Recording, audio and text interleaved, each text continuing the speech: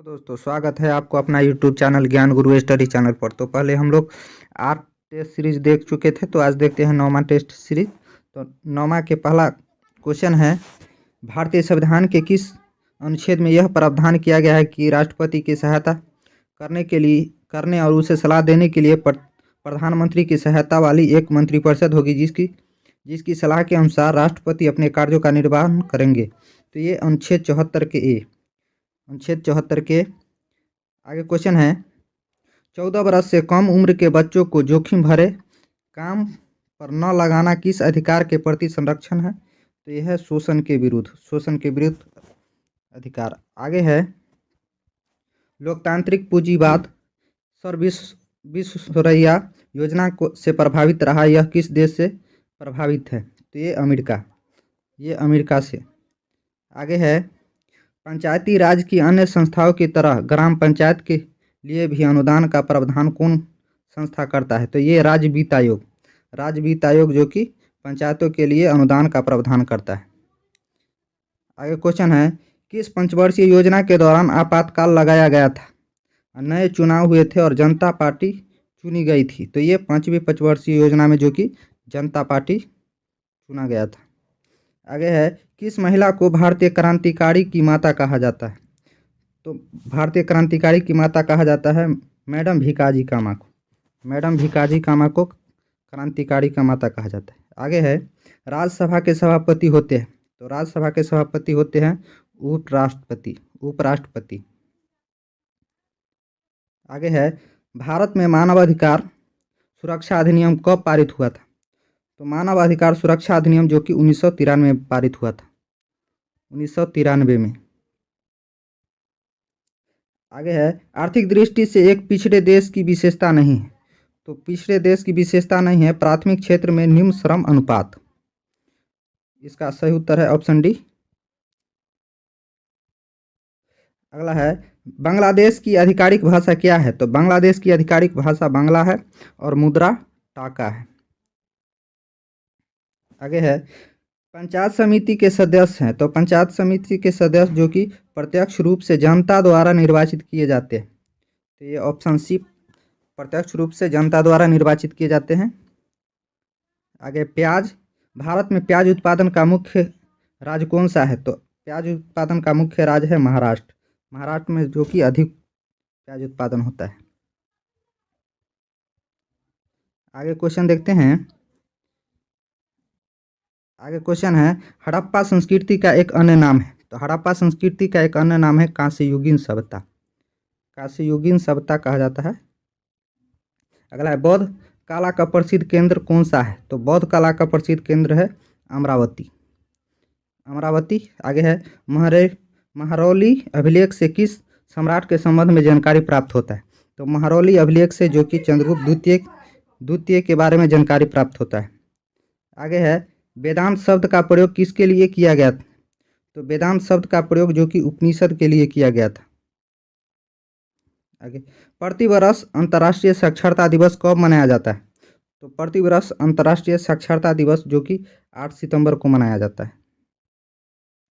आगे है, निम्नलिखित में से कौन सा कथन सही है? तो ये है कथन सही है ऑप्शन सी, ऊंचाई महत्वपूर्ण नहीं है, कॉफी के लिए छाया का फैक्टर महत्वपूर्ण है, ऑप्शन सी। आगे देखते हैं, गन्ना की फसल लगभग कितने समय में तैयार की जाती है? तो गन्ना की फसल लगभग जो है से कि 12 माह में तैयार की जाती है। आगे है, निम्नलिखित में से कौन सी फसल रबी नहीं है? तो रबी फसल नहीं है मक्का जो कि रबी फसल नहीं है। आगे देखते हैं, भारत का अंतिम महान राजपूत शासक कौन था? तो भारत का अंतिम महान राजपूत शासक पृथ्वीराज चौहान था। पृथ्वीराज चौहान तृतीय था। आगे क्वेश्चन देखते हैं, निम्नलिखित में से किस शासक ने दासों के रखरखाव के लिए एक अलग विभाग की स्थापना किया था? तो दासों के रखरखाव के लिए एक अलग विभाग की स्थापना किया था फिरोज शाह तुगलक। आगे देखते हैं, सहायक संधि को निम्नलिखित में से किस राज्य ने स्वीकार नहीं किया था? तो सहायक संधि को जो कि मैसूर ने स्वीकार नहीं किया था। मैसूर का शासक था टीपू सुल्तान। आगे देखते हैं, वह कौन सी घटना थी जिसके बाद गांधी ने ब्रिटिश सरकार के विरुद्ध अपना सर्वप्रथम असहयोग आंदोलन प्रारंभ किया था? तो ये रॉलेट एक्ट जो कि 1919 में आया था, उसी के विरोध में महात्मा गांधी ने असहयोग आंदोलन चलाया था 1920 में। रॉलेट एक्ट आया था 1919 में, असहयोग आंदोलन शुरू हुआ था 1920 में।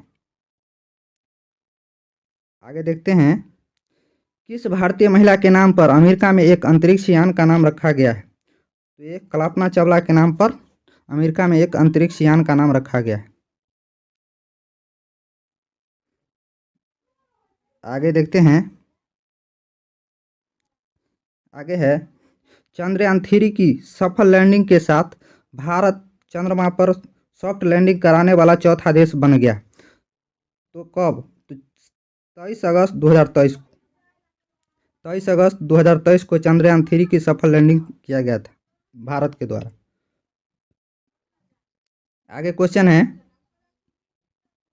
24 जुलाई 2023 को राष्ट्रपति द्रौपदी मुर्मू द्वारा लाइफ टाइम अचीवमेंट के लिए राष्ट्रीय भू विज्ञान पुरस्कार 2022 किसे प्रदान किया गया था? तो ये डॉक्टर ओम नारायण भार्गव को, डॉक्टर ओम नारायण भार्गव।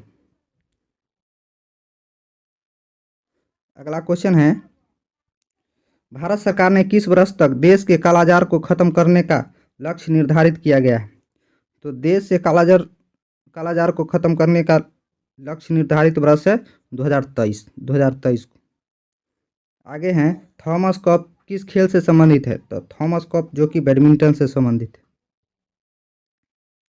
आगे है, जून 2023 में research and analysis wing raw के प्रमुख किसे नियुक्त किया गया है? तो रॉ के रवि सिन्हा को जो कि रॉ के प्रमुख नियुक्त किया गया है। आगे है, विश्व का सर्वाधिक घनी आबादी वाला प्रदेश है? तो विश्व का सर्वाधिक घनी आबादी वाला प्रदेश है दक्षिण पूर्व एशिया। आगे है, भारतीय वन सर्वेक्षण का मुख्यालय कहाँ है? तो भारतीय वन सर्वेक्षण का मुख्यालय जो कि देहरादून में है, भारतीय वन सर्वेक्षण का मुख्यालय। और राष्ट्रीय आलू अनुसंधान जो कि शिमला में है। आगे है, जब पवन पृथ्वी के घूर्णन के कारण अपनी दिशा बदल लेती है तो निम्नलिखित में से इसे किस नाम से पुकारते हैं? तो इसे भूक्षेपी पवन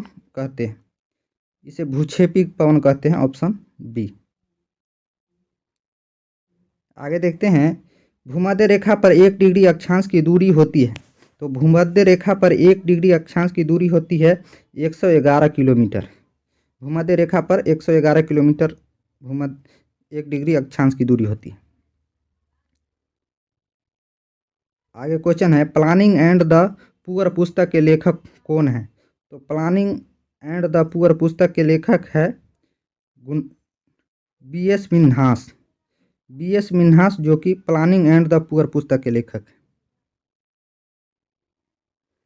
आगे है, विश्व बैंक जिसे अंतर्राष्ट्रीय पुनर्निर्माण तथा विकास बैंक भी कहते हैं, उसका मुख्यालय कहाँ है? तो विश्व बैंक का मुख्यालय जो कि वाशिंगटन डीसी में, और WHO के मुख्यालय और WTO के मुख्यालय जो कि जनेवा में। तो विश्व बैंक के मुख्यालय वाशिंगटन डीसी में है।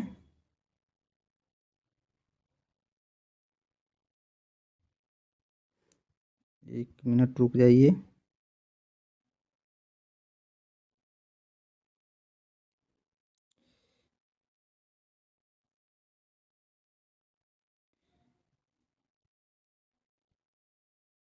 अगला क्वेश्चन देखते हैं।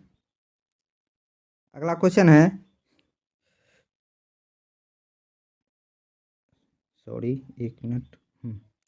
24 अगस्त 2023 को शतरंज विश्व कप के फाइनल में भारत के रमेश बाबू प्रज्ञान को किस देश के खिलाड़ी द्वारा पराजित कर दिया गया था?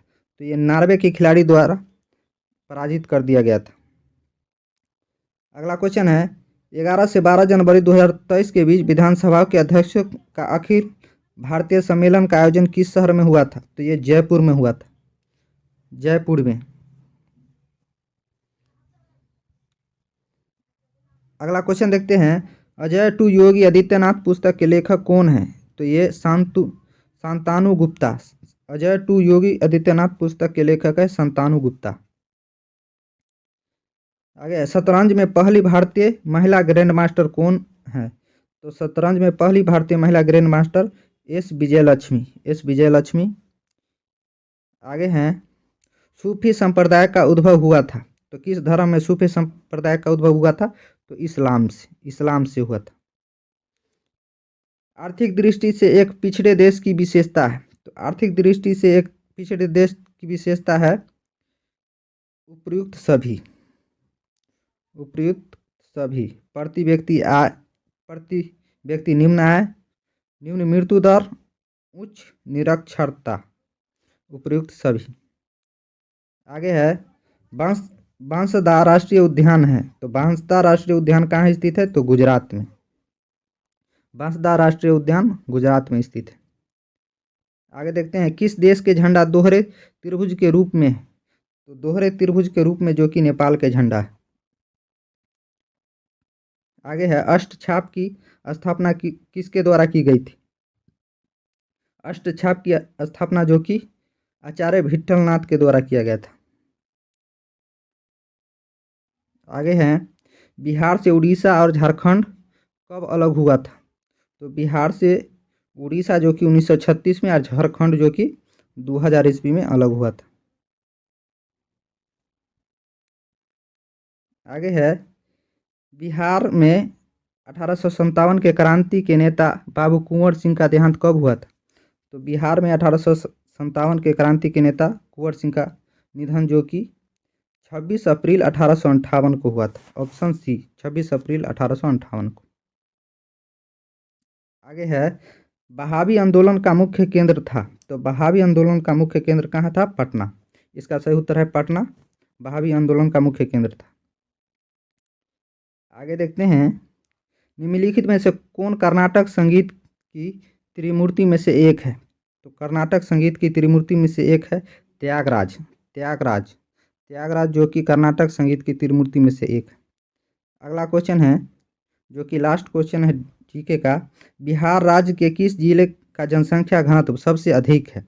तो बिहार राज्य के सबसे अधिक जनसंख्या घनत्व वाला जिला है शिवहर जो कि जनसंख्या घनत्व में सबसे अधिक है जो बिहार की। धन्यवाद दोस्तों, अच्छा लगे तो प्लीज़ लाइक और कमेंट और सब्सक्राइब जरूर करें। धन्यवाद।